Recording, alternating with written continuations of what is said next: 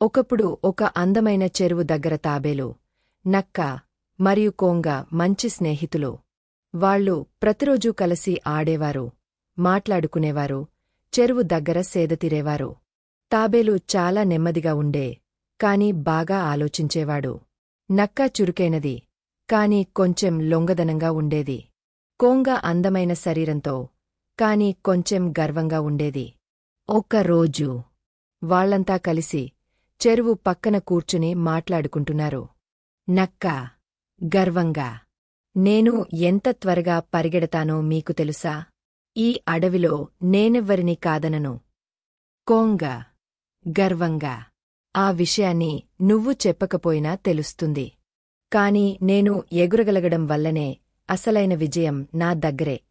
తాబేలు నెమ్మదిగా, వేగం మాత్రమే కాదు స్నేహితులు, చింతన కూడా ముఖ్యం. పోటీ ఆలోచన. నక్క ఓ పోటీకి సవాల్ చేస్తుంది. మనమంతా చెరువుకి అంచున ఉన్న పెద్ద చెట్టుదాకా పోటీగా వెళ్దాం. ఎవరు ముందుగా చేరుతారో వాళ్లే విజేత అవుతారు. కొంగ అంగీకరిస్తుంది. తాబేలు కూడా సవాలును స్వీకరిస్తాడు.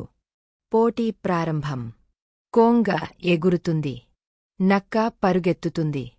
తాబేలు మాత్రం తన నెమ్మదైన నడకలో సాగుతాడు. కొంగ మధ్యలో చెట్టుపై దిగ విశ్రాంతి తీసుకుంటుంది. నక్క మధ్యలో తడిసి మురిపిస్తుంది, ఎందుకంటే మళ్లీ పరుగెత్తే స్టామినా తగ్గిపోతుంది. అంతలో తాబేలు నెమ్మదిగా, నిరంతరంగా ముందుకు సాగుతాడు.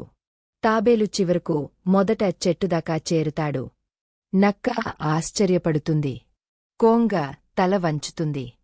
తాబేలు నవ్వుతూ చెప్తాడు, త్వరగా చేరడమే కాదు, బుద్ధిగా చేయడమూ ముఖ్యం.